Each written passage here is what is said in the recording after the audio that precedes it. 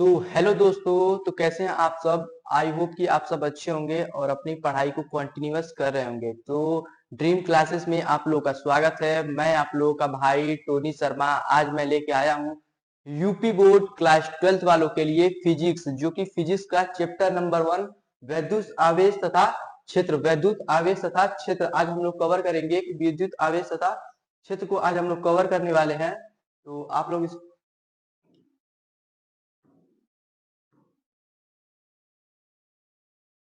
विद्युत आवेश तथा क्षेत्र आज हम लोग कवर करेंगे इस वीडियो में, और हम लोग इसके जो भी एग्जाम्पल्स हैं उसको देखेंगे। फिर हम लोग इसके बाद हम लोग जो आई थिंक इसके एक बाद एक और लेक्चर होगा जिसमें हम लोग विद्युत आवेश तथा क्षेत्र को पूरा कवर कर लेंगे। तो चलिए बिना टाइम वेस्ट किए हम लोग वीडियो को स्टार्ट करते हैं और फिर इससे इसके टॉपिक को समझते हैं क्या कहता है विद्युत क्षेत्र।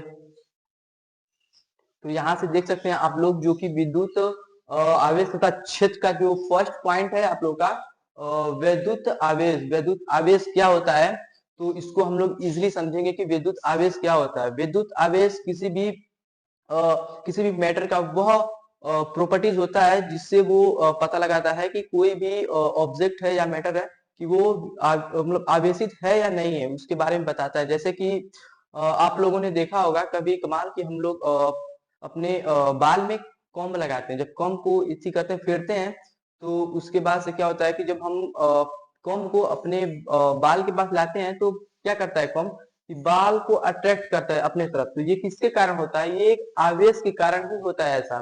फिर अगर हम लोग दूसरे एग्जाम्पल को लेके चले तो कभी कभार आपने देखा होगा कि आपके घर में एक बल्ब होगा। तो बल्ब क्या करता है, बल्ब जलता है तो प्रकाश देता है। तो ये किसके कारण होता है, ये भी आपका एक आवेश का ही एग्जाम्पल है।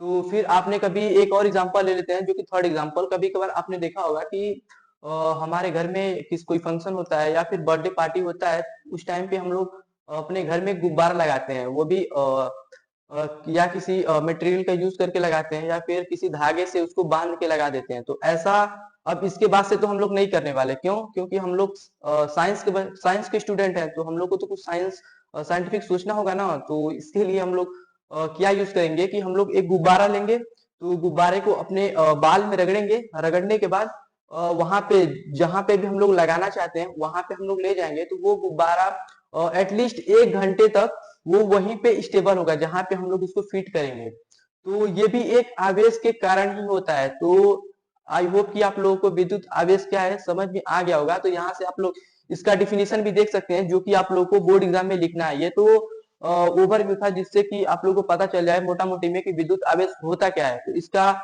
जो डिफिनेशन है यहाँ से आप लोग देख सकते हैं कि वह आवेश किसी वस्तु का वह गुण है। आवेश किसी भी वस्तु का वह गुण होता है जिसके कारण वह विद्युतमय प्रभाव अनुभव करता है। आवेश एक क्या होता है, वेक्टर क्वांटिटी, सॉरी, आवेश एक स्केलर क्वांटिटी होता है। क्या होता है, आवेश एक स्केलर क्वांटिटी होता है। और इसका जो मात्रक होता है वो क्या होता है आप लोग का कूलाम। इसका जो मात्रक क्या होता है आवेश का, कूलाम। ये मोस्ट इंपोर्टेंट है, इसको स्टार बना देते हैं क्योंकि ये बोर्ड एग्जाम में कभी कभार पूछ लिया जाता है 1 नंबर में। तो आवेश क्या होता है, आवेश आप लोग का आवेश का मात्रक जो होता है कूलाम होता है, और जो आप लोग का आवेश होता है वो एक स्केलर क्वांटिटी होता है। तो फिर सेकंड, आवेश की कल्पना ई और इलेक्ट्रॉन के आधार पर दी जाती है। यदि यहाँ से आप लोग देख सकते हैं कि फिर यदि किसी वस्तु में इलेक्ट्रॉन की क्या होती है, यदि किसी वस्तु में इलेक्ट्रॉन की हानि होती है, किसकी इलेक्ट्रॉन की हानि होती है, तो इसे धनावेशित कहा जाता है। जो आप लोगों का जो चार्ज होता है वो मेनली 2 प्रकार का होता है। कौन कौन सा, एक पॉजिटिव टाइप और एक नेगेटिव टाइप, एक धनावेशित और एक ऋणावेशित। तो हम लोग कब कहेंगे कि ये जो हमारा चार्ज है पॉजिटिव चार्ज है या नेगेटिव चार्ज है, कब कहते हैं, जब किसी वस्तु से क्या क्या होता है, इलेक्ट्रॉन की हानि होती है। हानि का मतलब इलेक्ट्रॉन का लॉस होता है। तो उस तब हम लोग क्या बोलेंगे कि जो हमारा मैटर है या पदार्थ है वो क्या है, वो पॉजिटिव धनावेशित है। क्या बोलेंगे उसको, धनावेशित है। और जब किसी भी वस्तु पे इलेक्ट्रॉन की वृद्धि होती है, जब इलेक्ट्रॉन की वृद्धि होती है तो उसको हम क्या बोलेंगे कि जो हमारा जो मैटर है वो क्या है, वो ऋणावेशित है। क्या बोलेंगे कि ऋणावेशित। आई होप कि आप लोगों को पॉजिटिव टाइप और नेगेटिव टाइप समझ में आ गया होगा। चलिए हम लोग नेक्स्ट पॉइंट देखते हैं कि नेक्स्ट पॉइंट क्या बोला जाए। इसमें देख सकते हैं कि जो आप लोग का ये फर्स्ट पॉइंट है और ये आप लोग का क्या है, सेकंड पॉइंट। सेकंड पॉइंट में क्या बोला गया है, यदि किसी वस्तु में इलेक्ट्रॉन की वृद्धि होती है, क्या होता है, इलेक्ट्रॉन की वृद्धि होती है, तो उसे ऋण आवेशित कहा जाता है। क्या बोला जाता है? उसे ऋण आवेशित बोला जाता है। आई होप कि आप लोग को यहाँ तक समझ में आ गया होगा। चलिए नेक्स्ट देखते हैं, नेक्स्ट क्या बोल रहा है। यहाँ से आप लोग देख सकते हैं कि जो आवेशों के प्रकार, यहाँ पे आप लोगों को मैं फाइनली बता दिया हूँ कि आगे ही बता दिया हूँ कि आवेश दो प्रकार के होते हैं, एक धनावेश और एक ऋणावेश। तो ये तो आप लोग क्लियर हो गया होगा। फिर यहाँ पे आप लोग देख सकते हैं आगे क्या बोला जा रहा है कि यहाँ पे ये बोला जा रहा है कि सजातीय आवेश, सजातीय मतलब क्या बोला जा रहा है कि जो सजातीय मतलब दो एक ही प्रकार के चार्ज, यानी कि मतलब ये बोला जा रहा है कि अगर पॉजिटिव है तो दो पॉजिटिव ही होंगे, या नेगेटिव है तो दो नेगेटिव होंगे। मतलब क्या बोला जा रहा है कि यहाँ पे अगर सजाती का मतलब क्या होता है? सजाती का मतलब क्या होता है कि अगर दो पॉजिटिव टाइप है, यहाँ पे आप लोग देख यहाँ पे पॉजिटिव है, एक यहाँ पे पॉजिटिव है, अगर इन दोनों को एक मतलब इन दोनों के पास में लाया जाए तो ये क्या करेंगे? एक दूसरे को क्या करेंगे? रिपेल करेंगे। रिपेल का मतलब एक दूसरे को प्रतिकर्षित करेंगे, एक दूसरे को ढकेलने का कार्य करेंगे। अगर इन लोगों को अगर यहाँ पे पॉजिटिव कर दिया जाए, यहाँ पे नेगेटिव कर दिया जाए, तो ये एक दूसरे को क्या करेंगे? अट्रैक्टिव करेंगे। क्या करेंगे? एक दूसरे को अट्रैक्टिव यानी कि आकर्षित करेंगे। जैसा कि आप लोगों ने देखा होगा कि हर कोई भी अगर इंसान भी है तो अपने अपोजिट टाइप के जेंडर को देख के क्या हमेशा अट्रैक्ट होता है, हमेशा अट्रैक्ट होता है। इसी का एग्जांपल आप लोग डेली लाइफ में भी यूज कर सकते हैं। तो यहाँ पे आप लोग देख सकते हैं कि जो आवेश का जो मात्रक होता है वो क्या होता है? आवेश का मात्रक आप लोग को देखना है कि आवेश का मात्रक, नेक्स्ट टॉपिक है कि आवेश का मात्रक क्या होता है। तो आवेश का मात्रक क्या होता है? तो एसआई पद्धति में इसे इस फॉर्मूले से डिनोट करते हैं। आई बराबर क्या होता है? Q upon T. आई बराबर क्या होता है? Q upon T. इसे आवेश क्या, क्यू मतलब क्या होता है? आवेश, आई मतलब क्या होता है? धारा, और टी मतलब क्या होता है? आप लोग का टाइम। टी मतलब क्या होता है? समय होता है। और क्यू मतलब क्या होता है? आप लोग का आवेश होता है। क्या होता है? क्यू मतलब आवेश होता है। और आई मतलब क्या होता है? धारा होता है। क्या होता है? आई मतलब धारा। तो यहाँ से क्या कर सकते हैं, अगर आवेश हमें निकालना है तो क्यू को यहाँ पे लाएंगे, फिर आई इंटू क्या हो जाएगा? आई इंटू टी। यानी कि इसका अगर हम लोग इसका आवेश का जो SI पद्धति में अगर इसका मात्रक देखते हैं, आई का क्या हो जाएगा? धारा। धारा का क्या होता है? एम्पियर। धारा का क्या हो जाएगा? एम्पियर। और टाइम का क्या होता है? टाइम का होता है आप लोग का सेकंड। तो क्या हो जाएगा? एम्पियर इंटू सेकंड हो जाएगा। क्या हो जाएगा? एम्पियर इंटू सेकंड, या फिर इसे कुलाम भी बोला जाता है। क्या बोला जाता है? आवेश का मात्रक कुलाम भी होता है और एम्पियर इंटू सेकंड भी होता है। अगर आप लोग को बोर्ड एग्जाम में अगर दे देता है एम्पियर इंटू सेकंड तो कंफ्यूज मत होइएगा, ये भी आवेश का ही मात्रक होता है। अगर कुलाम दिया तो ये भी आवेश का ही मात्रक होता है। आई होप कि आप लोगों को समझ में आ गया होगा। चलिए हम लोग नेक्स्ट टॉपिक देखते हैं।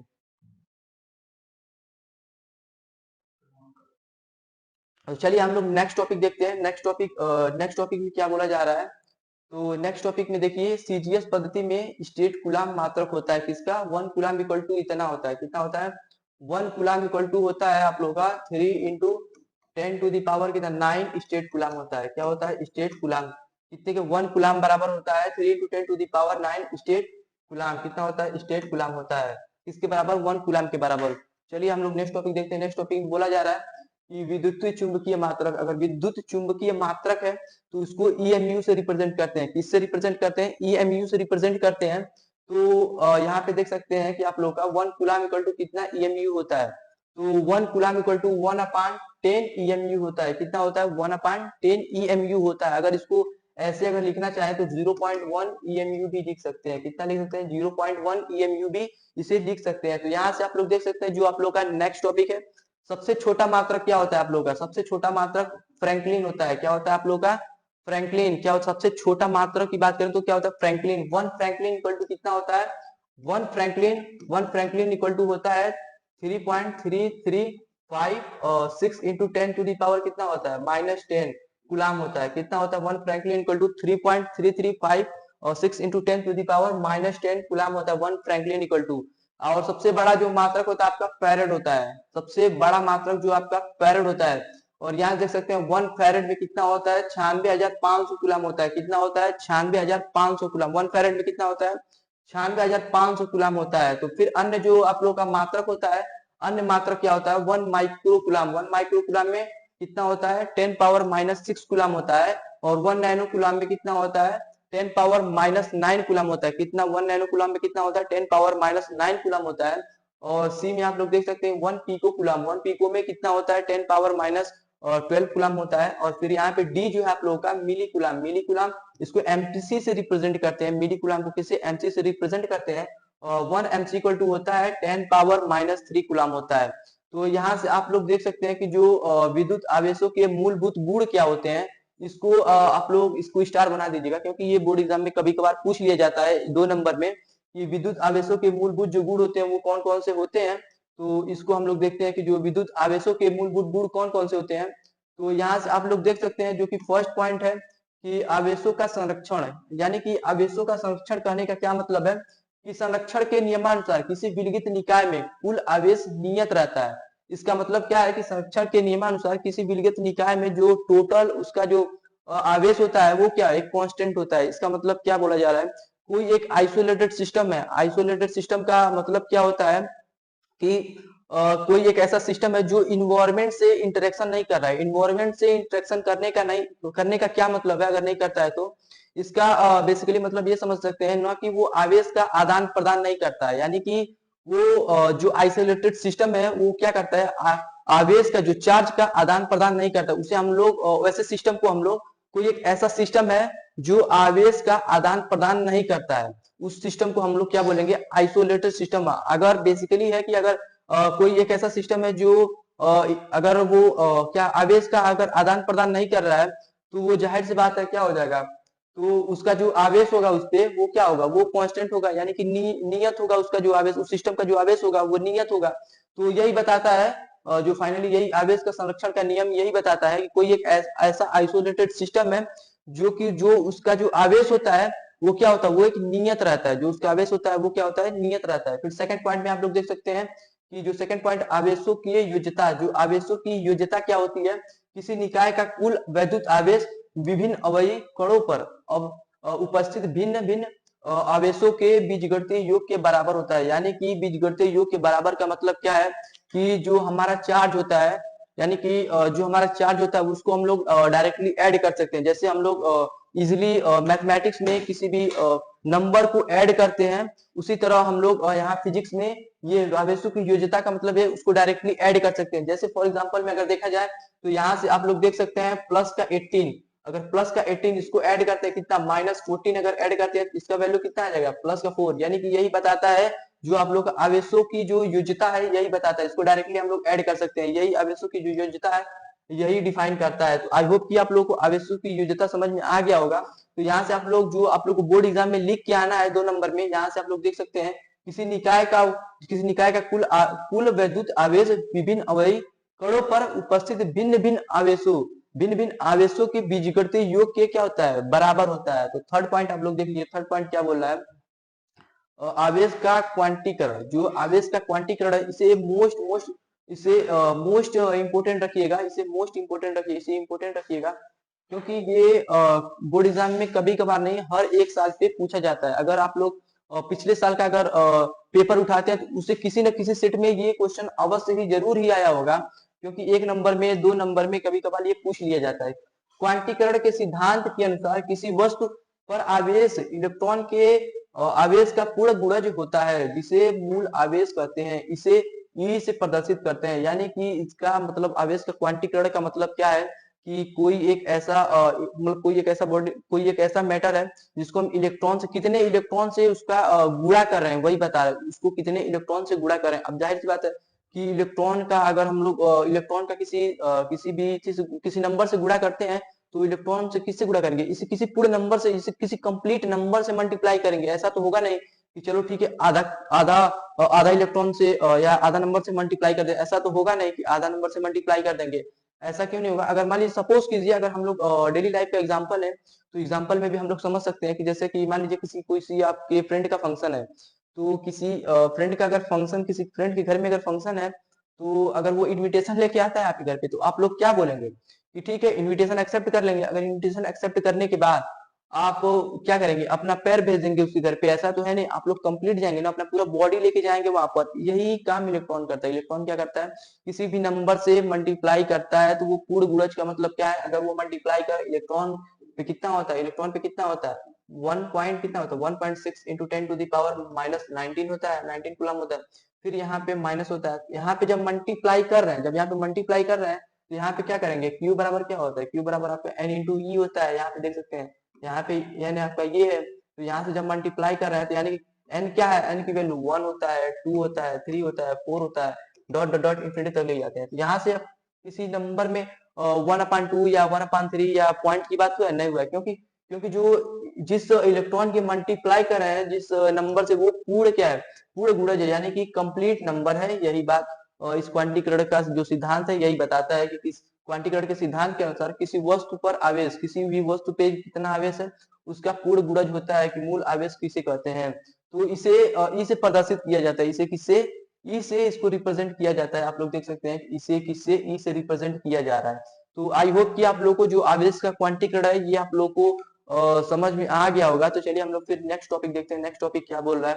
तो नेक्स्ट टॉपिक आप लोग यहाँ से देख सकते हैं कि यहाँ से नेक्स्ट टॉपिक में ये बोला जा रहा है कि जो आप लोग का यह गुण आवेश की क्वांटम प्रकृति अथवा क्या होता है, अथवा आवेश का क्वांटीकरण कहलाता है। किसको, यहाँ पे अभी हम आप लोगों से डिस्कस किए हैं, Q बराबर n into plus minus n into e होता है।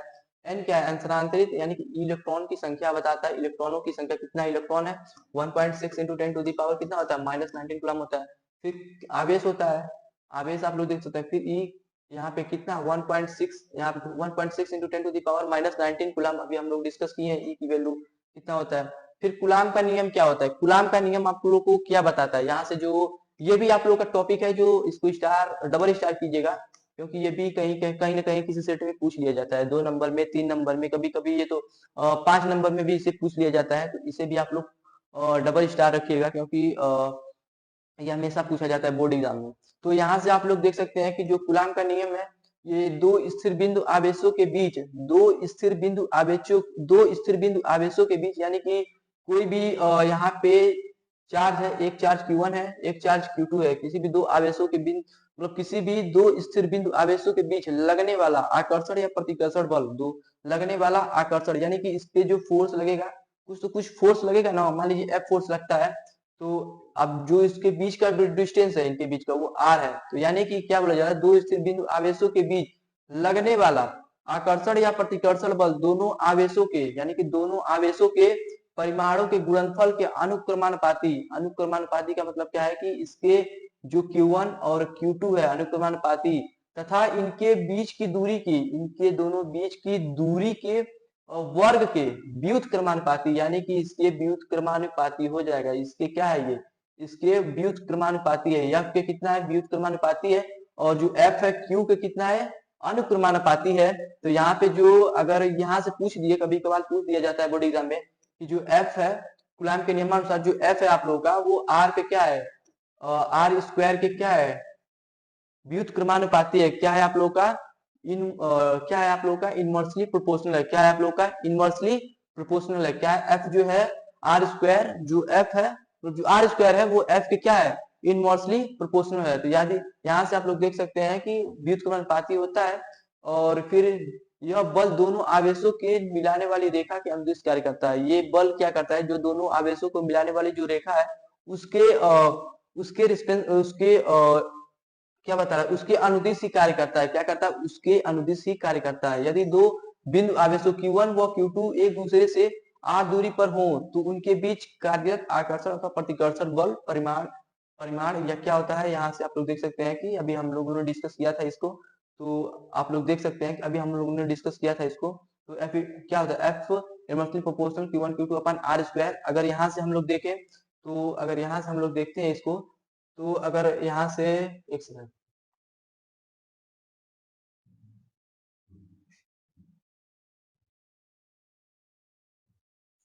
यहाँ से अगर हम लोग यहाँ से क्या होता है, F equal to Q1 Q2 upon में क्या होता है आप लोग का R स्क्वायर। अगर यहाँ से प्रोपोर्शनल, जो आप लोग का प्रोपोर्शनलिटी का साइन यहाँ पे जो है, इसको अगर हम लोग हटाते हैं तो क्या कोई कांस्टेंट ऐड करते हैं, कांस्टेंट क्या है, अगर इसको हटाते हैं तो k को ऐड कर लेते हैं, कि आप लोग का क्या है, कांस्टेंट है, यहाँ से R स्क्वायर, यहाँ से ये जो आप लोग का है यही कूलाम का नियम कहता है। यहाँ से आप लोग इतना अगर बोर्ड एग्जाम में लिख के आते हैं तो आई होप कि आप लोग को कंप्लीट नंबर मिलेगा। यहाँ से अगर यहाँ से आप लोग यहाँ तक लिख के आते हैं तो आप लोग को कंप्लीट नंबर दिया जाएगा बोर्ड एग्जाम में। यहाँ से आप लोग देख सकते हैं कि जो, हाँ, यहाँ तक अगर आप लोग लिख के आते हैं तो बोर्ड एग्जाम में आप लोग का कहीं पे भी एक नंबर भी नहीं कटने वाला है। तो आप लोग देख लीजिएगा इसको। तो आई होप कि आप लोगों को ये कूलाम का नियम क्लियर हो गया होगा। तो चलिए हम लोग नेक्स्ट टॉपिक देख यहाँ से के जो समानुपाती नियतांक अभी हम लोग जिसे कूलाम नियतांक कहते हैं ये भी डिस्कस कर चुके हैं। समीकरण एक कूलाम का नियम कहलाता है। यहाँ पे जो आप लोग का इक्वेशन 1 है वो क्या कहता है, कूलाम का नियम कहलाता है। तो आई होप कि आप लोग को कूलाम का नियम क्या है वो समझ में आ गया होगा। तो चलिए हम लोग नेक्स्ट टॉपिक देखते हैं। नेक्स्ट टॉपिक में क्या बोला जा रहा है कि नेक्स्ट टॉपिक में बोला जा रहा है ये कि कूलाम के नियम, के का मान दो बातों पर निर्भर करता है। के का मान कितने कितने बातों पर निर्भर करता है कि दो बातों पर निर्भर करता है कि मात्रकों की पद्धति, की मात्रकों का जो पद्धति है वो क्या है, और फिर जो आवेशों के बीच का माध्यम, आवेशों के बीच का जो माध्यम है वो क्या है, वैक्यूम है या फिर कोई rare medium, denser medium, glass है, वाटर है, किस पे है।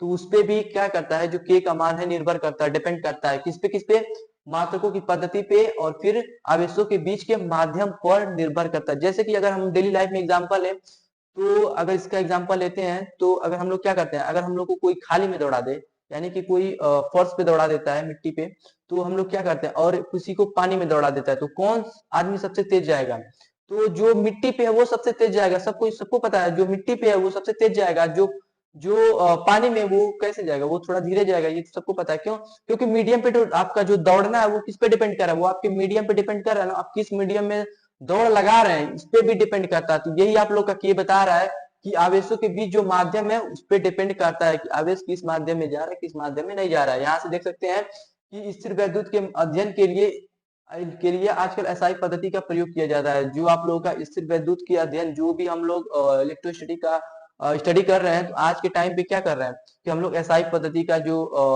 उसका हम लोग ज्यादातर यूज कर रहे हैं डेली अपने डेली लाइफ में यूज कर रहे हैं। फिर उसके बाद के का जो मान है ज्ञात करने के लिए विभिन्न दो स्थितियां हैं। के का मान अगर हम लोग ज्ञात कर सकते हैं कैसे कैसे, एसआई पद्धति में के का मान कितना होता है, यहाँ से आप लोग देख सकते हैं के का मान कितना होता है, के equal to 9।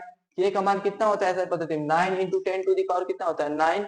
9 into 10 to the power 9 होता है के का मान एसआई पद्धति में। तो यहाँ से आप लोग एफ का कूलाम का फॉर्मूला क्या निकाले थे, कूलाम का जो फॉर्मूला आप लोग निकाले थे Q1 Q2 अपान में R स्क्वायर निकाले थे। तो F इक्वल टू क्या लिख देंगे, 9 into 10 to the power 9 Q1 Q2 upon में R स्क्वायर। यहाँ से आप लोग को बताया गया है ये, इसे इक्वेशन नंबर 2 मान लीजिएगा। इसे अभी इक्वेशन नंबर फर्स्ट ये था आप लोगों का, इसे इक्वेशन नंबर फर्स्ट रखिएगा और इसे इक्वेशन नंबर सेकंड, क्योंकि अभी आगे काम पड़ेगा। फिर यहाँ पे जो के की वैल्यू जो होती है आप लोगों का 1/4 pi epsilon not Q1 Q2 upon में R स्क्वायर भी होता है। ये भी आप लोग का यहाँ के स्थान पे ये भी होता है, के की जगह पर। फिर इसे इक्वेशन नंबर थर्ड मान लीजिएगा, इसे इक्वेशन नंबर थर्ड रखिएगा, अभी आगे काम पड़ने वाला। तो यहाँ से आप लोग देख सकते हैं। फिर आगे हम लोग देखते हैं आगे क्या बोलता है। इसे अभी इक्वेशन फर्स्ट सेकंड थर्ड को अभी रिकॉल कीजिएगा, अभी इसका आगे यूज पड़ेगा। फिर यहाँ से देख सकते हैं आप लोग जिससे कूलाम के नियम को इस प्रकार लिखा जाता है, इस प्रकार लिखा जाता है। इसे इक्वेशन नंबर थर्ड अभी बताया गया है। एप्सिलॉन नॉट क्या होता है आप लोगों का, एप्सिलॉन नॉट क्या होता है, जो एप्सिलॉन, इसे एप्सिलॉन नॉट बोलते हैं। इसे क्या बोलते हैं, एप्सिलॉन नॉट, इसे एप्सिलॉन नॉट बोला जाता है। इसको क्या बोलते हैं, एप्सिलॉन नॉट बोला जाता है। निर्वात की से वैद्युतशीलता बोला जाता है। क्या होता है ये वैद्युतशीलता, एप्सिलॉन नॉट को वैद्युतशीलता बोला जाता है। तो एप्सिलॉन नॉट का मात्रक जो होता है वो विमा तथा आंकिक मान समीकरण 3 यानी कि इससे हम लोग उसको डिफाइन कर देंगे। कैसे, यहाँ से आप लोग देख सकते हैं कि जो ये आप लोगों का है, यहाँ पे क्या लिखा गया है, वो F equal to 1/4 pi epsilon not.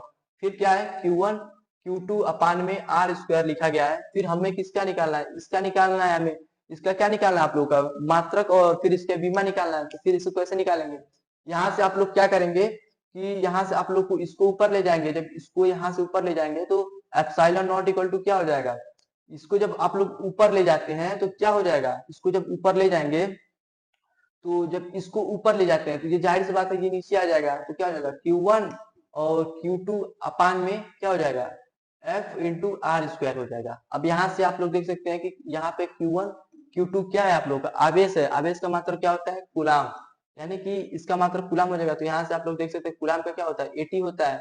यहाँ से 80 और फिर यहाँ से आप लोग का 80 हो जाएगा। फिर यहाँ से फोर्स यानी कि बल का क्या होता है, बल का जो डायमेंशन होता है MLT को -2 होता है। और फिर आर का क्या हो जाएगा आप लोग का, आर का जो होता है आप लोग का L स्क्वायर होता है। अब यहाँ से आप लोग देखेंगे कि यहाँ पे क्या हो जाएगा, इसका MLT पर -2 हो जाएगा और फिर इसका जो हो जाएगा आपका L स्क्वायर हो जाएगा। तो फिर अगर यहाँ से एप्सिलॉन नॉट का अगर निकालते हैं तो यहाँ पे 80 यानी कि क्या हो जाएगा आप लोग का A स्क्वायर T स्क्वायर। यहाँ से कोई प्रॉब्लम नहीं होगा यहाँ तक। फिर यहाँ से हम लोग एम है, इसको एम यहीं से छोड़ देते हैं। फिर एल यानी कि एल स्क्वायर है आप लोगों का, मतलब एल क्यूब हो जाएगा, यहाँ से एल है, अब यहाँ से एल स्क्वायर है, अगर दोनों का मल्टीप्लाई करते हैं तो एल क्यूब हो जाएगा। और यहाँ पे टी -2 है, टी पे -2 एज इट इज रखते हैं। फिर यहाँ पे इसको ऊपर ले जाते हैं, तो जो ऊपर अगर ले जाएंगे तो इंडेक्सेस का जो हमारा फॉर्मूला क्या बोलता है, उसका रूल, कि अगर इसको ऊपर ले जाएंगे तो ये पॉजिटिव है, तो ऊपर जाके क्या नेगेटिव हो जाएगा, अगर नेगेटिव है तो ऊपर जाके क्या हो जाएगा, पॉजिटिव हो जाएगा। तो यहाँ पे आप लोग देख सकते हैं, यहाँ से जो एप्सिलॉन नॉट हो जाएगा आप लोगों का, यहाँ से क्या हो जाएगा 80, 80 को छोड़ दीजिए, टी टी पे कितना है, यहाँ पे कितना है आप लोगों का -2, यहाँ पे कितना है +2, यहाँ पे -2 ऊपर जाएगा तो टी पे कितना हो जाएगा, यहाँ पहले एम को ले जाइए, एम पे कितना हो जाएगा, एम पे नीचे नीचे क्या है पॉजिटिव, और ऊपर जाके क्या हो जाएगा नेगेटिव हो जाएगा। और यल यल पे क्या है, यल यहाँ कहीं नहीं है, तो ऊपर जाके क्या हो जाएगा, ऊपर जाके क्या हो जाएगा -3। और फिर आप लोग का क्या है टी है, तो टी ऊपर कितना है माइनस है, और सर टी नीचे कितना है माइनस है, ऊपर क्या है पॉजिटिव है, ऊपर जाके क्या हो जाएगा यहाँ -2, ऊपर जाके क्या हो जाएगा पॉजिटिव में, तो यानी कि पॉजिटिव हो जाएगा टी⁴ हो जाएगा। और ए पे कितना हो जाएगा आप लोग का ए स्क्वायर हो जाएगा। तो यही होता है आप लोग का एप्सिलॉन का डायमेंशन, क्या होता है एप्सिलॉन नॉट का यही डायमेंशन होता है। आई होप कि आप लोगों को समझ में आ गया होगा। यहाँ से आप लोग कूलाम स्क्वायर कर सकते हैं, कूलाम इसका जो इसका मात्रक हो जाएगा, ये मात्रक क्या हो जाएगा, यहाँ से आप लोग देख सकते हैं, इसका जो मात्रक कूलाम स्क्वायर हो जाएगा, और फिर यहाँ से हो जाएगा न्यूटन, और इनटू मीटर स्क्वायर, यहाँ से आप लोग का इसका भी यहाँ से इसका मात्रक भी देख सकते हैं आप लोग, coulomb square newton into metre square, यहाँ से इसका जो यहाँ से आप लोगों को ये क्लियर हो गया, फिर ये क्लियर हो गया। आई होप कि आप लोग समझ गए होंगे कि यार कैसे आया है। और ये बोर्ड एग्जाम में कहीं ना कहीं पूछ लिया जाता है, इसको भी 1 नंबर में इसको रख लीजिएगा। अगर कहीं प्रूव आ गया यहाँ से यहाँ तक पूरा डिफाइन करने के लिए आ गया, तो ये सीधे 2 नंबर या 3 नंबर में आ जाएगा। तो इससे आप लोग अच्छे से देख लीजिएगा। अगर वीडियो एक बार में नहीं समझता 2 बार वीडियो को देखिएगा। आई होप कि आप लोग को अच्छे से ये पूरा वीडियो समझ में आ जाएगा। चलिए हम लोग फिर नेक्स्ट देखते हैं। यहाँ से इसका जो एप्सिलॉन नॉट का जो मात्रक इससे आप लोग जरूर ध्यान रखिएगा, coulomb square newton into metre square होता है। फिर यहाँ से फिर नेक्स्ट टॉपिक देखते हैं कि यहाँ से आप लोग देख सकते हैं वही जो हम अभी डिफाइन किए ये आया हुआ है। फिर यहाँ से आप लोग देख सकते हैं जो 1/4 पे एप्सिलॉन नॉट की जो एप्सिलॉन नॉट का जो वैल्यू होता है वो कितना होता है 8.85 होता है। आप लोग का कितना होता है 8.85, 4 × 10⁻⁴ कितना होता है 12 होता है। और यहाँ से जो कूलाम स्क्वायर क्या होता है इसका न्यूटन इनटू मीटर स्क्वायर होता है। यहाँ से जो इसकी वैल्यू ये हो जाती है। फिर निर्वात में सीजीएस पद्धति में के का मान कितना हम लोग 1 मान लेते हैं। किसमें निर्वात में, वैक्यूम में अगर जहाँ पे आप लोग का वैक्यूम दिया हो, कहीं पे भी अगर क्वेश्चन सॉल्व करते टाइम अगर वैक्यूम दिया हो तो वहां पे के की वैल्यू क्या मानेंगे हम लोग, वैक्यूम की जगह पर 1 मान लेंगे। क्या मान लेंगे 1 मान लेंगे। तो यहाँ से देख सकते हैं आप लोग का जो फॉर्मूला आ जाएगा यहाँ पे आ जाएगा। चलिए अगर आगे का क्वेश्चन मिलता है तो हम लोग डिस्कस करेंगे। तो आगे यहाँ पे देख सकते हैं, यहाँ पे क्या बोला, जब आवेश निर्वात के स्थान पर अन्य माध्यम में रखे हैं, इस स्थिति में समीकरण 3 में निर्वात की वैद्युशीलता एप्सिलॉन नॉट स्थान पर उस माध्यम की वैद्युशीलता लिखी जाती है। यानी कि यहाँ पे क्या बोला जा रहा है कि जब, यहाँ पे ये नोट पॉइंट याद रखिएगा क्योंकि इसमें बच्चे अक्सर ही कंफ्यूज हो जाते हैं। तो यहाँ पे देख लीजिएगा आप लोग, स्थिति में क्या बोला गया है कि जब आवेश निर्वात के स्थान पर, जब आवेश आप लोग का किसी वैक्यूम में नहीं है, मे बी अगर जब आप लोग का कोई भी आवेश है वो क्या है वैक्यूम में नहीं रखे, किसी मीडियम में रखा गया है। जब किसी मीडियम में रखा है तो उसको हम लोग कैसे डिफाइन करेंगे, F = FM। FM का मतलब क्या होता है, FM का मतलब होता है F मीडियम, क्या होता है मीडियम होता है। तो F मीडियम = क्या होता है 1/4 पाई।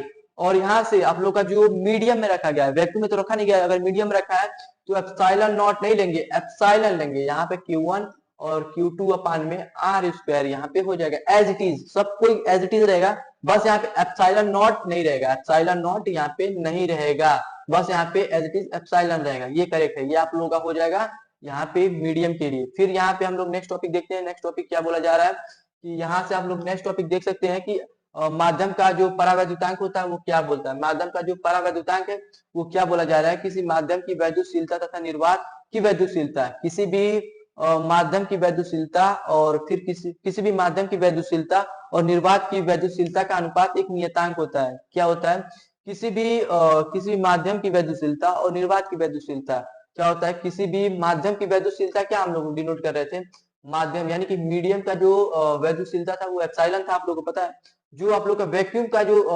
वैद्युशीलता था वो कितना था, वो एप्सिलॉन नॉट था। अगर इन दोनों का अगर रेशियो ले तो क्या ये सॉरी यहाँ पे क्या हो जाएगा आप लोगों का, यहाँ पे जो हो जाएगा एप्सिलॉन किसी माध्यम की वैद्युशीलता बट्टे में यहाँ पे किसी वैक्यूम की वैद्युशीलता क्या होता है, एक आप लोगों का कोई एक नियतांक होता है, यहाँ पे कोई एक नियतांक होता है, क्या होता है, कोई एक नियतांक, यानी कि के होता है, के कोई एक कांस्टेंट के होता है। के को हम लोग क्या बोलते हैं, के को हम लोग क्या बोलते हैं, के को हम लोग क्या बोलते हैं, परावैद्युतांक। क्या बोलते हैं, के को परावैद्युतांक बोलते हैं। के क्या होता है आप लोगों को, परावैद्युतांक कहलाता है। के क्या कहलाता है आप लोगों को, परावैद्युतांक कहलाता है। के कब के कहलाता है, माध्यम की परावैद्युतांक क्या कहलाता है, माध्यम का किसी माध्यम की वैद्युशीलता तथा निर्वात की वैद्युशीलता का अनुपात एक नियतांक होता है, जिसे माध्यम का परावैद्युतांक के कहा जाता है। इसे वैद्युशीलता कहते हैं। इसे किससे रिप्रेजेंट करते हैं, इसको रिप्रेजेंट करते हैं के से। तो क्या होता है, तो यहाँ से एप्सिलॉन की अगर वैल्यू निकालेंगे तो क्या हो जाएगा, के इंटू एप्सिलॉन नॉट। यहाँ से भी निकाल सकते हैं, ऐसा भी इजिली। तो आई होप कि आप लोगों को ये समझ में आ गया होगा ये टॉपिक। चलिए नेक्स्ट टॉपिक हम लोग देखते हैं, नेक्स्ट टॉपिक क्या बोल रहा है। तो यहाँ पे जो आप लोग का नेक्स्ट टॉपिक है, तो नेक्स्ट टॉपिक में क्या बोला जा रहा है, यहाँ से देख सकते हैं। अतः समीकरण 4 से, जो आप लोग का समीकरण 4 था यहाँ पे, जो मीडियम का जो यहाँ पे निकाला गया था, समीकरण 4 से अतिरिक्त किसी माध्यम में कूलाम का नियम स्वरूप ऐसे लिखा जा सकता है, 1/4 पाई एप्सिलॉन नॉट। यहाँ से किसी मीडियम में है तो के हो जाएगा Q1 Q2 upon are square. यहाँ पे इक्वेशन नंबर 5। परावैद्युतांक एक क्या होता है, एक डायमेंशन लेस यूनिट होता है। डायमेंशन लेस का मतलब जिसकी कोई यूनिट, यानी कि जिसका कोई यूनिट नहीं होता, उसे हम लोग डायमेंशन लेस बोलते हैं। इसका कोई राशि या विमा नहीं होता है, तो उसे इसका मात्रक भी नहीं होता है, इसे हम लोग क्या बोलते हैं, परावैद्युतांक। के का क्या होता है, के का कोई भी के का क्या होता है, कुएं का कोई भी राशि या फिर यूनिट नहीं होता है, इसे हम लोग परावैद्युतांक बोल देंगे। तो निर्वात के लिए के का मान 1 लिखते हैं, ये हम लोग को पहले बता चुके हैं कि जो वैक्यूम के लिए वैक्यूम के लिए क्या लिखेंगे, के का वैल्यू 1 लेंगे। फिर अतः आंतरिक प्रश्न हल करते समय हम लोग देखेंगे कि जो हल करते समय निर्वात अथवा वायु में रखे बिंदु आवेशों के बीच वैद्युत बल का मान समीकरण 3 से तथा माध्यम में रखे आवेशों के लिए समीकरण 5 का प्रयोग किया जाता है। हम लोग देखेंगे जब हम लोग किसी भी क्वेश्चन का सोल्यूशन करेंगे तो उसमें हम लोग यहाँ पे चेक करेंगे कि कोई भी आवेश है उसके बीच जो बल कार्य कर रहा है वो समीकरण 3 के माध्यम से आवेशों के 5 का प्रयोग किया जाएगा। इससे इसका हम लोग यूज करके किसी भी क्वेश्चन को सॉल्व करेंगे। यहाँ परावैद्युतांक के लिए क्या होता है, वन लेस देन के लेस देन क्या इंफिनिटिव होता है, तथा धातु के लिए के क्या होता है, किसी मेटल के लिए के क्या होता है, इंफिनिटिव होता है। ये बोर्ड एग्जाम में पूछ लिया जाता है, एमसीक्यू में कभी कभार पूछ लिया जाता है। किसी मेटल के लिए, किसी भी मेटल के लिए जो आप लोगों का के का मान, यानी कि परावैद्युतांक का जो मान होता है वो कितना होता है, 1 होता है। के का मान जो होता है कितना होता है, 1 होता है। कितना होता है, 1 होता है। तो यहाँ पे भी आई होप कि आप लोगों को समझ में आ गया होगा। किसी भी मेटल के लिए जो के की वैल्यू कितना होता है, 1 होता है। यहाँ पे के की वैल्यू जो होता है, यहाँ पे आप अभी डिस्कस कर चुके हैं हम लोग। तो के का जो एसआई मात्रक होता है कितना होता है, के का जो एसआई मात्रक हो न्यूटन इंटू मीटर स्क्वायर पर कूलाम स्क्वायर होता है। के का मात्रक क्या होता है, न्यूटन इंटू मीटर स्क्वायर पर कूलाम स्क्वायर। कैसे, के का वैल्यू हम लोग कैसे निकालेंगे, तो यहाँ पे के की वैल्यू निकालने के लिए क्या करेंगे, यहाँ से पहले देख लीजिए आप लोग, एफ इक्वल टू क्या होता है, एफ इक्वल टू क्या हो जाएगा आप लोग का, एफ इक्वल टू होता है के और फिर Q1 Q2 अपान में आर स्क्वायर हो जाएगा। तो फिर क्या करेंगे, हमें निकालना है किसकी, के की वैल्यू। जब के का मात्रक हम लोग निकालेंगे तो यहाँ से क्या लिख सकते हैं, के का मात्रक, के को हम लोग इधर लेके आएंगे। जब के को हम लोग इधर लाएंगे तो जो ये होगा ये यहाँ पे मल्टीप्लाई होगा, एफ आर स्क्वायर और अपान में Q1 और फिर क्या हो जाएगा Q1 Q2। इसका मात्रक क्या होता है, न्यूटन होता है। और फिर ये क्या होता है, इसका जो होता है न्यूटन, न्यूटन को एन से दिखाते हैं। आर स्क्वायर, आर स्क्वायर का मतलब क्या होता है, मीटर, यानी कि मीटर स्क्वायर हो जाएगा। और फिर कुलाम को क्या ले सकते हैं, पर कुलाम स्क्वायर। ये हो जाएगा आप लोग का, क्या हो जाएगा, ये क्या हो जाएगा आप लोग का, ये के का जो मात्रक है, यानी कि जो परावैद्युतांक है, परावैद्युतांक का जो क्या होता है एसआई यूनिट होता है वो इतना होता है, न्यूटन इंटू मीटर स्क्वायर पर कुलाम स्क्वायर। इसी का अगर हम लोग अपोजिट लें, इसी का अगर हम लोग विपरीत लेते हैं तो क्या आ जाएगा, इसी का अपोजिट लेते हैं तो किसका आता है, एप्सिलॉन नॉट का। कितना आता है एप्सिलॉन नॉट का, कूलम स्क्वायर पर न्यूटन इंटू मीटर स्क्वायर। इसमें आप लोग कंफ्यूज मत होइएगा, क्योंकि इसमें बच्चे ज्यादातर स्टूडेंट इसमें कंफ्यूज हो जाते हैं कि एप्सिलॉन नॉट का क्या मात्रक है और फिर परावैद्युतांक का क्या मात्रक है। तो आप लोग आई होप कि आप कंफ्यूज नहीं होंगे, आप लोग एकदम इसे आप एकदम घोल के पी जाइएगा, क्योंकि ये बोर्ड एग्जाम में कहीं ना कहीं देखा जा सकता है। इस बार भी अभी तक देखा गया और अब भी देखा जाएगा, ये बोर्ड एग्जाम में कहीं ना कहीं सेट में पूछेगा। तो फिर यहाँ से आप लोग एप्सिलॉन, यहाँ पे जो एप्सिलॉन नॉट का मात्रक होता है वो कितना होता है, कितना होता है, न्यूटन इनवर्स मीटर का -2 कूलाम पे कितना होता है, कूलाम पे ये इतना होता है, कूलाम पे कितना होता है, कूलाम स्क्वायर होता है। तो आई होप कि आप लोग को यहाँ तक समझ में आ गया होगा। चलिए हम लोग नेक्स्ट टॉपिक देखते हैं। नेक्स्ट टॉपिक में क्या बोला, सीजीएस पद्धति में के का मान क्या होता है सीजीएस पद्धति में। तो यहाँ पे देख सकते हैं के की वैल्यू 1 कैसे आया है। के की वैल्यू यहाँ से 1 न्यूटन इक्वल टू कितना होता है, 1 newton equal to 10 to the power 5 कितना होता है, डाइन होता है। कितना होता है, 10 टू द पावर 5 डाइन होता है। 1 न्यूटन में कितना dyne, 10 to the power 5 dyne होता है। 1 मीटर में कितना कितना सेंटीमीटर, 100 सेंटीमीटर होता है। कितना सेंटीमीटर वो, 1 मीटर में कितना सेंटीमीटर, 100 सेंटीमीटर होता है।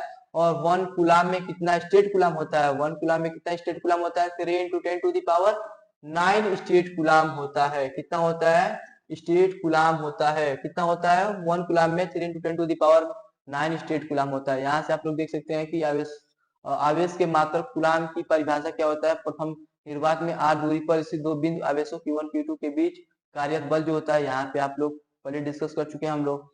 तो फिर यहाँ पे F का जो वैल्यू होता है, यहाँ पे आप लोग देख सकते हैं फाइनली यहाँ से अगर R की वैल्यू 1 लेते हैं और Q1 Q2 की वैल्यू अगर 1 लेते हैं, तो अगर Q1 और फिर Q1 Q2 की वैल्यू अगर 1 लेते हैं तो क्या हो जाएगा, और R की वैल्यू अगर हम लोग 1 लेते हैं तो क्या हो जाएगा, F इक्वल टू कितना हो जाएगा, 9 इंटू 10 टू दी पावर 9 हो जाएगा यहाँ से। फिर अतः एक कूलाम आवेश, एक कूलाम आवेश क्या होता है, इसे आप लोग इसे भी आप लोग समझ लीजिए, क्योंकि ये भी बोर्ड एग्जाम में पूछ लिया जाता है कि एक कूलाम की परिभाषा दीजिए। तो आप लोगों ने अगर आप लोग पी वाई क्यू अगर देखे होंगे तो यहाँ पे पूछा होगा किसी न किसी सेट में कि एक कूलाम आवेश किसे कहते हैं। एक कूलाम आवेश वह आवेश है जो निर्वात में अपने से 1 मीटर की दूरी पर रखे समान परिमाण के क्या होता है, सजातीय आवेश न्यूटन बल से प्रतिकर्षित करता है, जबकि जबकि दोनों आवेश बिंदु आवेश है। क्या होता है कि एक कूलाम आवेश वह आवेश है, एक कूलाम आवेश वह आवेश कहलाता है जो निर्वात में रखे, जो निर्वात में अपने से, जो निर्वात में अपने से, निर्वात मतलब क्या, एक वैक्यूम, वैक्यूम में रखे अपने से 1 मीटर दूरी पर समान परिमाण के सजातीय आवेश। सजातीय आवेश का मतलब समान, यानी कि एक ही प्रकार के आवेश जो दोनों एक दूसरे को क्या करेंगे, एक दूसरे को क्या करेंगे, रिपेल करेंगे। क्या करेंगे, एक दूसरे को रिपेल करने का कार्य करेंगे। तो क्या करते हैं, रखे सजातीय आवेश को 9 इंटू 10 पावर के प्रतिकर्षित करता है। क्या करता है, इसको 9 इंटू 10 टू दी पावर 9 की कूलाम के आवेश से क्या इन दोनों को क्या करता है, प्रतिकर्षित करता है। इसे हम लोग, जबकि दोनों बिंदु के आवेशों के बीच एक आवेश होता है। तो फिर द्वितीय परिभाषा में हम लोग देख सकते हैं कि जो सेकंड जो वो क्या बोला, जो सेकंड परिभाषा डिफिनेशन वो क्या बोला है।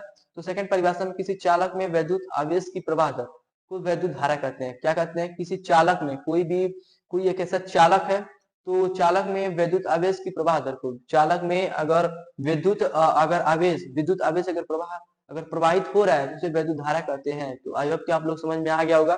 चलिए हम नेक्स्ट टॉपिक देखते हैं, नेक्स्ट टॉपिक क्या बोला जा रहा है।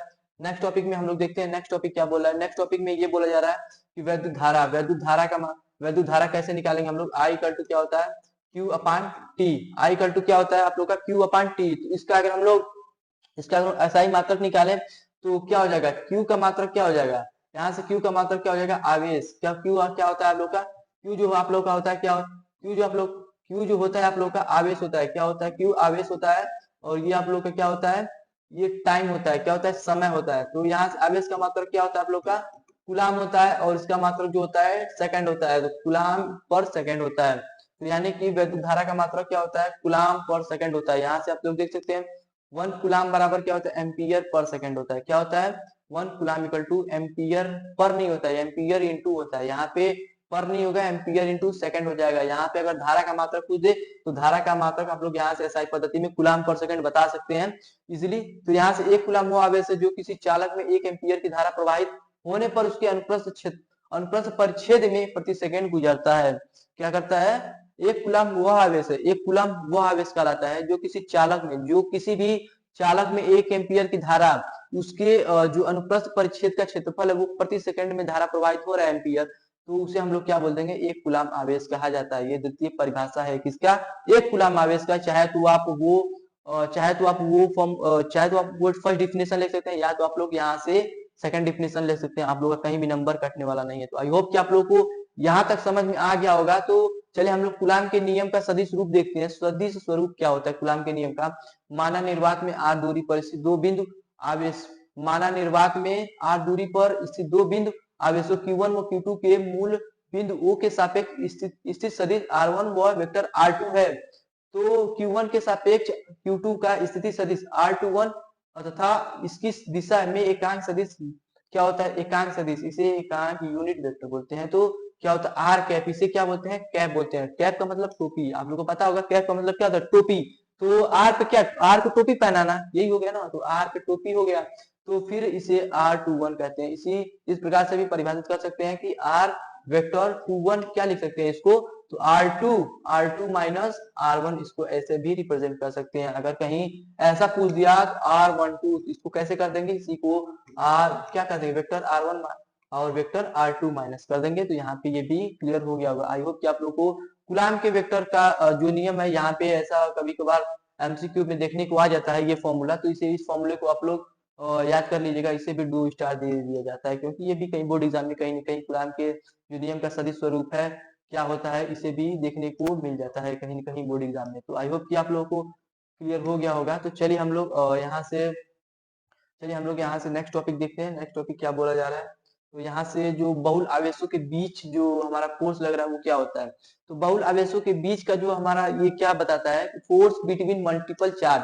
फोर्स बिटवीन मल्टीपल चार्ज क्या बता रहा है हमें, कि ये बता रहा है कि दो बिंदु आवेशों के बीच कार्यरत वैद्युत बल का मान कूलाम नियम से प्राप्त होता है। किससे प्राप्त होता है, कूलाम का नियम। यानी कि कूलाम का नियम बेसिकली हमें क्या बताता था कि कूलाम का नियम क्या बताता था कि किसी भी दो आवेशों के बीच क्या एक बल कार्य करता था। अब अगर मान लीजिए कहीं पे 2 आवेश नहीं रखे, 3 आवेश है, 4 आवेश है, 5 आवेश है, 10 आवेश है, 20 आवेश है, तो हम लोग कूलाम का नियम तो वहां पे क्या एप्लीकेबल होगा नहीं। तो इससे हम लोग किस फॉर्मूले से, कोई एक ऐसा फिर साइंटिस्ट आया जिसे हम लोग अध्यारोपण का प्रिंसिपल ऑफ सुपरपोजिशन कहते हैं। अध्यारोपण का सिद्धांत बहुल आवेश वही बताता है कि अध्यारोपण के सिद्धांत को रिप्रेजेंट करता है। कि अध्यारोपण ने क्या बताया था कि किन्हीं भी कोई एक ऐसा क्या होता है कि किसी दो या दो से अधिक आवेशों के बीच जो हमारा बल कार्य करता है उसको हम लोग इजिली कैलकुलेट कर सकते हैं। किससे इजिली कैलकुलेट कर सकते हैं, 2 आवेश हो, 3 आवेश हो, 4 आवेश हो, 5 आवेश हो, 10 आवेश हो, इसको हम लोग ऐसे इजिली F इक्वल टू क्या होता है, वेक्टर F इक्वल टू क्या होता है, हम लोग इसको इजिली कैलकुलेट कर सकते हैं। किससे, vector F1 plus vector F2 और plus vector F3 plus vector F4 और यहाँ से प्लस डॉट डॉट डॉट ऐसे हम लोग Fn तक कैलकुलेट कर सकते हैं इजिली। यानी कि यही हमारा क्या बताता है, अध्यारोपण का सिद्धांत बताता है। तो यहाँ से आप लोग, यहाँ तो बेसिकली आप लोग समझ गए होंगे कि अध्यारोपण का सिद्धांत क्या बता रहा है। और फिर यहाँ पे जो आप लोग को डिफिनेशन लिखना है, यहाँ पे आप लोग डिफिनेशन लिख सकते हैं कि जो डिफिनेशन बताता है, जो आप लोग को बोर्ड एग्जाम में लिख के आना है। तो यहाँ से आप लोग डिफिनेशन देख सकते हैं, बहुल आवेशों के नियम में किन्हीं दो आवेशों के बीच कार्यरत वैद्युत बल का मान अन्य आवेशों की उपस्थिति के कारण प्रभावित नहीं होता है। उनमें से किसी एक आवेश पर अन्य आवेशों के कारण कार्यरत परिणामी बल का मान क्या होता है, उन सभी बलों के सदिश योग के क्या होता है, बराबर होता है। सदिश योग का मतलब क्या होता है कि किसी भी कोई भी एक ऐसा है फोर्स के ऊपर अगर ये वेक्टर का साइन होता है, अगर लगा है तो क्या होता है, एक वेक्टर है, वेक्टर क्वांटिटी हो जाती है। तो जो इस आवेशों पर अन्य आवेशों द्वारा एक एक करके लगाए जाते हैं। तो यहाँ पे आप लोग देख सकते हैं, माना किसी निकाय में n स्थिर आवेश Q1 Q2 Q3 dot dot dot Qn है।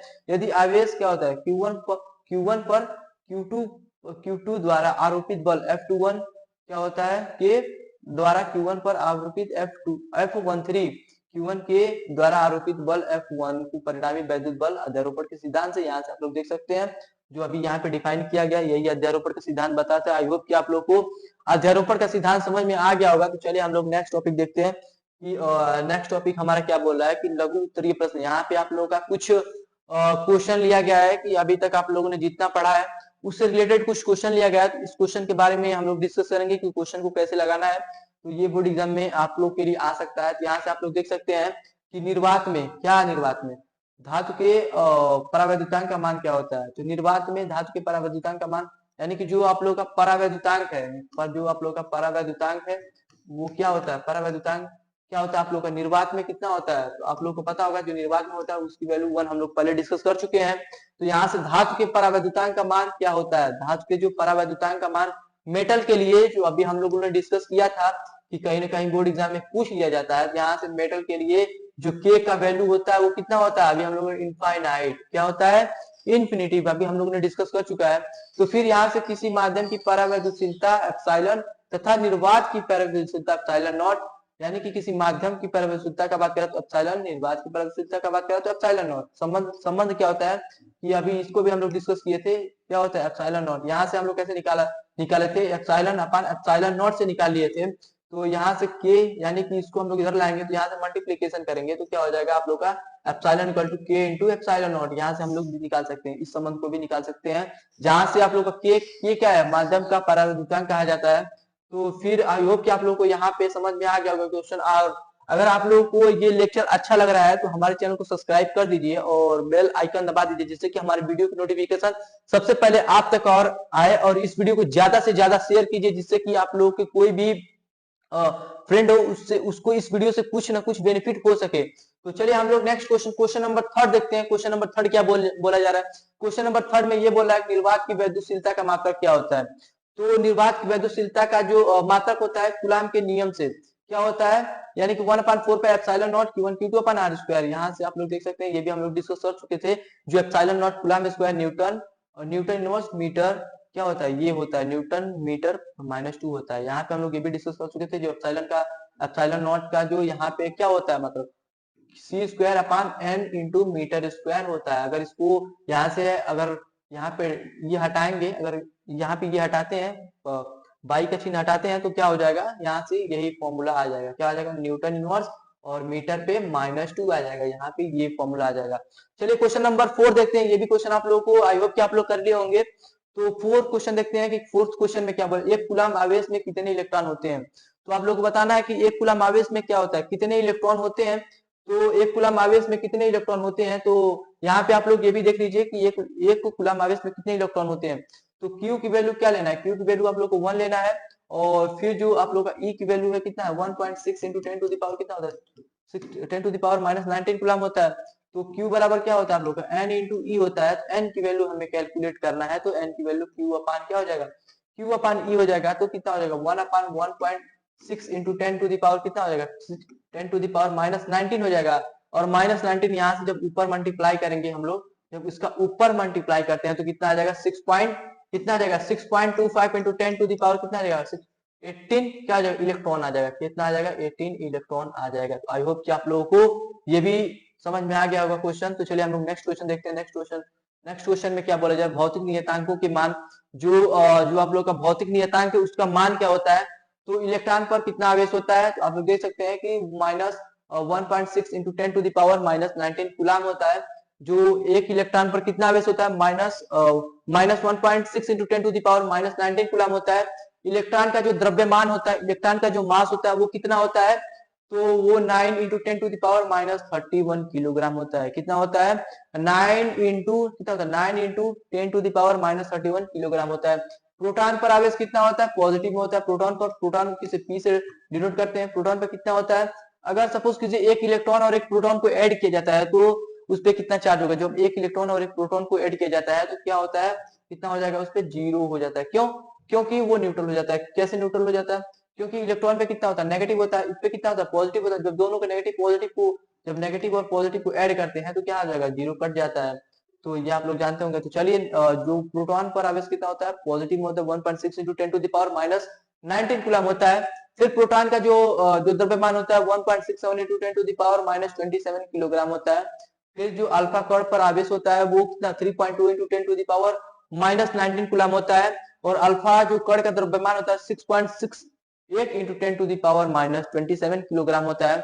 और जो 1/4 पाई एप्सिलॉन नॉट, इसका तो आप लोग को वैल्यू पता ही होगा, कितना होता है 9 इंटू 10 टू द पावर कितना होता है 9 into 10 to the power 9 newton. और यहाँ पे मात्रक देख सकते हैं आप लोग। तो ये तो आई होप आप लोगों को ये सेशन अच्छा लग रहा होगा। तो चलिए हम लोग नेक्स्ट देखते हैं। जो निर्वात की वैद्युतशीलता जो होती है उसका जो वैल्यू होता है वो कितना 8.85 इंटू 10 टू द पावर -12 कितना होता है -12 कूलम स्क्वायर पर न्यूटन इंटू मीटर स्क्वायर। फिर इसको सर्वात्रिक गुरुत्वाकर्षण यानी कि जी का जो मान होता है वो कितना होता है 6.67 इंटू 10 टू द पावर कितना होता है -11 होता है न्यूटन मीटर स्क्वायर क्या होता है पर कूलम स्क्वायर। यहाँ पे आप लोग समझ गए होंगे। तो यहाँ पे आई होप कि आप लोग सर्वात्रिक गुरुत्वाकर्षण यहाँ तक आप लोगों ने समझ गए होंगे। तो इसको भी आप लोग कहीं ना कहीं अपने कॉपी में या फिर अगर ये हैंड रिटन नोट्स जो है अगर आप लोग अपने पास चाहते हैं तो इस नंबर पे आप लोग व्हाट्सअप कर दीजिएगा, जिससे आप लोग को हैंड रिटन नोट्स प्रोवाइड करा दिया जाएगा। इस नंबर पे अगर आप लोग मैसेज करते हैं, ये व्हाट्सएप नंबर है, इस व्हाट्सएप नंबर पे अगर आप लोग मैसेज करते हैं तो आप लोग को इसका पीडीएफ प्रोवाइड करा दिया जाएगा। तो चलिए हम लोग नेक्स्ट क्वेश्चन देखते हैं। नेक्स्ट क्वेश्चन में क्या देखा जा रहा है कि वैद्युत क्षेत्र। अब वैद्युत क्षेत्र क्या होता है, फिर इसके बाद हम लोग डिस्कस करते हैं वैद्युत क्षेत्र क्या होता है। तो वैद्युत क्षेत्र क्या होता है आप लोग का, किसी आवेश के चारों ओर का वह गुण, क्या बता, किसी आवेश के चारों ओर का वह गुण जिसमें जिसमें उसके वैद्युत प्रभाव का अनुभव होता है, वैद्युत क्षेत्र कहलाता है। तो फिर क्या वैद्युत क्षेत्र क्या होता है, अभी आप लोगों ने इसका डिफिनेशन पढ़ा होगा, तो आई होप कि आप लोगों को समझ में नहीं आया होगा। चलिए हम लोग इजिली वे में इसको समझते हैं कि वैद्युत क्षेत्र क्या होता है। वैद्युत क्षेत्र क्या होता है, सपोज किसी आवेश, कोई आवेश है, उसके चारों ओर का वह क्षेत्र, इसके चारों ओर का एक वह क्षेत्र होता है, चारों ओर का वह क्षेत्र होता है, वैद्युत क्षेत्र के चारों ओर का वह क्षेत्र होता है, जिसमें क्या होता है, आई होप कि अच्छा नहीं बना होगा क्योंकि मैं फिगर अच्छा नहीं बना पाता हूँ, मेरा आर्ट्स अच्छा नहीं है, क्योंकि जाहिर सी बात है कि साइंस वालों का आर्ट्स अच्छा नहीं होता। तो यहाँ से आप लोग देख सकते हैं क्यू है, और यहाँ पे कोई कोई एक ऐसा क्यू है, फिर यहाँ पे कोई एक ऐसा, मतलब क्या, कोई एक ऐसा क्षेत्र है, फिर इमेज रीजन होता है, क्षेत्र होता है, फिर यहाँ पे कोई अन्य आवेश लेके आते हैं, मान लीजिए कोई क्यू नॉट है, यहाँ से किसी अन्य आवेश को लेके आते हैं, तो क्या होता है कि वो जो क्या होता है कि जो आवेश है वो क्या करता है, अट्रैक्शन या रिपल्सन का अनुभव करता है, क्या करता है, अट्रैक्शन या रिपल्सन का इस क्षेत्र में लाने के बाद, जो ये आवेश होता है, क्या होता है, अट्रैक्शन या रिपल्सन का अनुभव करता है, उसे हम लोग वैद्युत क्षेत्र बोल देते हैं। अगर अट्रैक्शन या रिपल्सन का अनुभव करता है इस क्षेत्र में आने के बाद, अगर अट्रैक्शन या रिपल्सन का अनुभव करता है, तब हम लोग बोलेंगे कि वो जो क्षेत्र है वो वैद्युत क्षेत्र है, अन्यथा वैद्युत क्षेत्र नहीं है। अगर इस क्षेत्र में ले आने के बाद, अगर इस क्षेत्र में हम इसे ले आते हैं, चार्ज को इस क्षेत्र में ले आते हैं, इसके पास, इस चार्ज के पास, अगर अट्रैक्शन या रिपल्सन का अनुभव नहीं करता है, तो हम लोग क्या बोलेंगे कि वो क्षेत्र जो है वैद्युत क्षेत्र नहीं है। सपोज फिर इसको हम लोग और इजी वे में समझते हैं, फिर इसको और इजी वे में हम लोग समझते हैं। फिर यहाँ से देख सकते हैं कि आप लोगों को पता होगा जो डाल्टन साहब थे, डाल्टन साहब के परमाणु का नियम आप लोगों ने पढ़ा होगा, कि डाल्टन साहब ने क्या बताया था, कि डाल्टन साहब ने बताया था कि जो ये आप लोगों का, डाल्टन साहब ने क्या बताया था कि जो आप लोग का ये एक, सॉरी,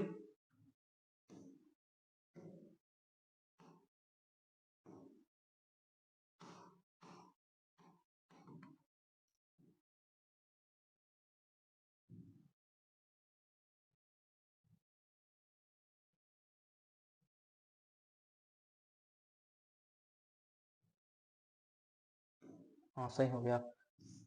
डाल्टन साहब ने किया, डाल्टन का जो परमाणु मॉडल था उसमें क्या उन्होंने बताया था कि यहाँ पे आप लोग देख सकते हैं एक न्यूक्लियस है, जाहिर सी बात है यहाँ पे एक न्यूक्लियस है, यहाँ पे आप लोग देख सकते हैं कि एक न्यूक्लियस है, न्यूक्लियस में क्या होगा, पॉजिटिव चार्ज होगा, सबको पता है इसलिए। तो पॉजिटिव चार्ज का मतलब क्या है, यहाँ पे कोई आवेश है, तो क्या होता है कि यहाँ पे कोई आवेश है, पॉजिटिव चार्ज है, जाहिर सी बात है। यहाँ से कोई, मान लीजिए सपोज कीजिए यहाँ से कोई नेगेटिव चार्ज है, अब नेगेटिव चार्ज इसके इंटर करेगा, इसके रीजन में एंटर करेगा, तो इजिली बात है, जाहिर सी बात है कि वो क्या, अट्रैक्शन या रिपल्सन को फील करेगा। और जब अट्रैक्शन या रिपल्सन को अगर फील करता है, तो वो रीजन क्या है, वैद्युत क्षेत्र है। अगर यहाँ पे मान लीजिए, यहाँ पे अगर पॉजिटिव है, सॉरी ये क्या हो रहा है, यहाँ पे अगर मान लीजिए पॉजिटिव चार्ज है, तो भी क्या होगा, यहाँ पे आएगा तो रिपल्सन को फील करेगा। हाँ, यहाँ पे आएगा तो रिपल्सन को फील करेगा, अगर रिपल्सन को फील करता है तो फिर भी हम बोलेंगे कि ये क्या है, क्षेत्र, वैद्युत क्षेत्र है। और फिर यहाँ पे आई होप कि आप लोगों को समझ में आ गया होगा अभी तक कि वैद्युत क्षेत्र क्या होता है। आई होप कि इसके बाद से तो आप लोग, हमें लगता है कि नहीं भूलेंगे वैद्युत क्षेत्र। तो फिर हम लोग जो नेक्स्ट पॉइंट है, नेक्स्ट पॉइंट वैद्युत क्षेत्र की तीव्रता क्या होती है, वैद्युत क्षेत्र की तीव्रता को हम लोग डिस्कस करेंगे कि जो वैद्युत क्षेत्र की तीव्रता है वो क्या होता है। जो वैद्युत क्षेत्र आप लोगों को समझ में आ गया, तो वैद्युत क्षेत्र की तीव्रता भी आप लोगों को इजीली समझ में आ जाएगा। तो चलिए हम लोग नेक्स्ट वैद्युत क्षेत्र की तीव्रता क्या होती है इसको देखते हैं। तो क्या होता है वैद्युत क्षेत्र की तीव्रता में, यहाँ पे वैद्युत क्षेत्र की तीव्रता में क्या होता है, यहाँ पे कोई आवेश था, आप लोगों को पता है यहाँ पे कोई आवेश था, तो यहाँ पे कोई आवेश है, तो इस पे क्या होगा, जाहिर सी बात है यहाँ पे कोई फोर्स लगेगा। अब फोर्स तो लगेगा, अब जितनी तीव्रता से फोर्स लग रहा है उसे ही हम लोग वैद्युत क्षेत्र की तीव्रता बोल देंगे। इस पे तो कोई फोर्स लगेगा ना, अब इस पे कोई फोर्स लगता है, अब जब इस पे कोई फोर्स लगता है, इस चार्ज पे कोई फोर्स लग रहा है, तो उसे ही हम लोग क्या बोल देंगे, जितनी तीव्रता से फोर्स लग रहा है उसे ही हम लोग वैद्युत क्षेत्र की तीव्रता बोल देंगे। आई होप कि क्लियर हो गया होगा कि वैद्युत क्षेत्र की तीव्रता कहते हैं, किसे कहते हैं, कोई एक चार्ज है, उसके चारों ओर का जो रीजन है, चारों ओर का जो रीजन है, चारों ओर का जो क्षेत्र है, उस पे कोई क्या है, कोई फोर्स लग रहा है, कोई बल लग रहा है। अब कोई बल लग रहा है तो जाहिर सी बात है कितनी तीव्रता से लग रहा है, कितनी क्या, कितनी तीव्रता से फोर्स लग रहा है। अब जितनी तीव्रता से फोर्स लग रहा है उसे हम लोग वैद्युत क्षेत्र की तीव्रता बोल देंगे। चलिए आई होप कि आप लोगों को जो वैद्युत क्षेत्र की तीव्रता है वो तो क्लियर हो गया होगा। अब तो शायद वैद्युत क्षेत्र की तीव्रता और वैद्युत क्षेत्र तो आप लोग कभी भूलने वाले नहीं है। तो यहाँ से डिफिनेशन देख सकते हैं जो आप लोगों को बोर्ड एग्जाम में लिखना है। बोर्ड एग्जाम में कैसे वैद्युत क्षेत्र की तीव्रता लिखना है, तो यहाँ पे देख सकते हैं किसी स्रोत आवेश के कारण इसके वैद्युत क्षेत्र के किसी बिंदु पर वैद्युत क्षेत्र की तीव्रता उस बिंदु पर परीक्षण आवेश पर लगने वाला बल एवं परीक्षण आवेश के अनुपात के बराबर होता है। यह एक वेक्टर क्वांटिटी होती है। क्या होती है? वैद्युत क्षेत्र की तीव्रता क्या होती है? आपकी वेक्टर क्वांटिटी होती है। ये भी बोर्ड एग्जाम में कहीं ना कहीं पूछे। देखिए हम लोग क्या करते हैं कि जो हम लोग अगर नोट से पढ़ा रहे हैं तो इसका कहीं ना कहीं बेनिफिट आप लोगों को बोर्ड एग्जाम में होने वाला है, क्योंकि आप लोग जब परीक्षा हॉल में बैठेंगे तो ये ही आप लोगों को दिखेगा। क्योंकि हम लोग यहाँ पे जो मेन जो यहाँ पे आप लोग का मेन टॉपिक पढ़ रहा है कि बोर्ड एग्जाम में आ सकता है, वहां पे हम लोग पॉइंट टू पॉइंट नोट कराते चल रहे हैं कि आप लोग अगर हमारे इस चैनल से पढ़ते हैं तो मैं गारंटी लेता हूं कि आप लोगों को 90 प्लस तो आप लोग को कोई नहीं रोक सकता। कब से? अभी से। अभी क्या है, आप लोग अक्टूबर है, आज 25 अक्टूबर है और 25 अक्टूबर से पढ़ के आप लोग 25 अक्टूबर से आई होप की फरवरी के सेकेंड वीक से आप लोग का एग्जाम होगा। फरवरी के सेकेंड वीक से आप लोग का एग्जाम क्या होगा, एग्जाम स्टार्ट हो जाएगा बोर्ड एग्जाम का। तो अभी से अक्टूबर से लेके अभी जितना पढ़ते हैं मैं गारंटी के साथ बोलता हूं कि आप लोग का 90 प्लस तो कोई नहीं रोक सकता। क्योंकि हम लोग चीजें क्या करते हैं, जो कमजोर बच्चा है ना वो भी पढ़ सकता है हम लोग के टॉपिक को, और हम लोग ऐसे पढ़ाते हैं कि कमजोर बच्चा भी इसे इजिली समझ सकता है और परीक्षा हॉल तक नहीं भूलने वाला अगर आप लोग। क्योंकि देखिए हम लोग एक माध्यम है जो हम लोग ऐसा तो है नहीं कि हम लोग बोल के पिला देंगे आप लोग, ऐसा तो है नहीं। जब तक हम लोग कितना भी मेहनत कर लेंगे, आपको हमारा चैनल छोड़ दीजिए, आप हमारे यूट्यूब चैनल को छोड़ के किसी भी चैनल को देखते हैं, तो मेरा मानना यह है कि जब तक आप लोग स्वयं नहीं पढ़ेंगे तब तक आप लोगों का 90% या फिर 90% क्या 70% भी कोई दिला नहीं सकता। कोई भी टीचर, कोई भी एजुकेटर कितना भी टैलेंटेड हो, कितना भी उसका एक्सपीरियंस हो, वो आप लोगों को बोल के नहीं पिला सकता जब तक आप लोग स्वयं नहीं पढ़ेंगे। ये कड़वी सच्चाई है। क्योंकि हम लोग क्या करेंगे, हम लोग एक माध्यम है, हम लोग जितना से अच्छा कंटेंट आप लोग को प्रोवाइड करा सकते हैं। अब पढ़ना तो आपका काम है, हम लोग थोड़ा डायरेक्शन दे सकते हैं। हम लोग तो डायरेक्शन ही देने का कार्य करते हैं। अगर आप लोग सही दिशा में चलते हैं तो आई होप कि आप लोगों को 90% कोई नहीं रोक सकता। अगर आप लोग अभी आप लोग यहाँ पे लेक्चर देखेंगे, घर पे रिवाइज नहीं करेंगे, तो यही होता है कि बाद में फिर बोलेंगे, आप लोग टीचर को पूछते हैं कि टीचर यहाँ ये नहीं कर पाया, वो नहीं कर पाया वगैरह वगैरह। तो आप लोग इसे देखिए कि वैद्युत क्षेत्र की तीव्रता आप लोग को समझ में आ गया होगा। फिर हम लोग नेक्स्ट एसआई मात्रक, जो इसका क्या होता है, एसआई मात्रक देखते हैं। न्यूटन पर कूलम होता है। क्या होता है? न्यूटन पर कूलम होता है और वोल्ट पर मीटर भी होता है। क्या होता है? वोल्ट पर मीटर भी होता है। ठीक है, तो आई होप कि आप लोगों को समझ में आ गया होगा कि न्यूटन पर कूलम और वोल्ट पर मीटर होता है। तो फिर चलिए हम लोग नेक्स्ट देखते हैं। नेक्स्ट में न्यूटन और पर कूलम, यहाँ पे वोल्ट पर मीटर होता है, 1 वोल्ट न्यूटन पर कूलम भी होता है। फिर जो वोल्ट विभव का जो मात्रक होता है, यहाँ से आप लोग देख सकते हैं जो वोल्ट विभव का मात्रक क्या होता है। तो यहाँ पे इक्वल टू क्या होता है, इक्वल टू होता है आप लोग का एफ अपान क्यू नॉट। क्या होता है? Equal to F upon Q naught होता है। यहाँ से आप लोग देख सकते हैं जो एफ का क्या होता है, एम एल टी पे -2 होता है। क्या है? एम एल टी पे -2 होता है। और क्यू का कितना होता है? 80 होता है। क्यू का कितना होता है आप लोग का? 80 होता है। और टी को ऊपर ले जाएंगे तो टी यहाँ पे क्या है, पॉजिटिव है, ऊपर ले जाएंगे तो क्या होगा, नेगेटिव होगा। नेगेटिव तो नेगेटिव ऐड होगा तो एम पे कितना हो जाएगा, यहाँ पे क्या हो जाएगा, एल पे हो जाएगा। और टी पे कितना हो जाएगा आप लोग का, टी पे यहाँ पे -3 हो जाएगा और ए पे कितना हो जाएगा, -1 हो जाएगा। क्यों? क्योंकि यहाँ पे पॉजिटिव 1 है और ऊपर जाके -1 हो जाएगा। तो यहाँ पे आई होप कि आप लोग को इतना समझ में आया होगा। और आज का लेक्चर यहीं पे हम लोग खत्म करते हैं। फिर मिलते हैं हम लोग सेकंड लेक्चर। इसके आगे का टॉपिक देख लीजिए आप लोग। अभी इसके ज्यादा अभी आप लोग को ये देखना है, फिर इसके बाद न्यूमेरिकल है, फिर वैद्युत क्षेत्र रेखाएं हैं। अभी बहुत सारा टॉपिक बचा है, आगे हम लोग देखते हैं। तो 2 लेक्चर में आई थिंक खत्म कर लेंगे। तो चलिए चलते हैं, मिलते हैं कल। जय हिंद, जय भारत।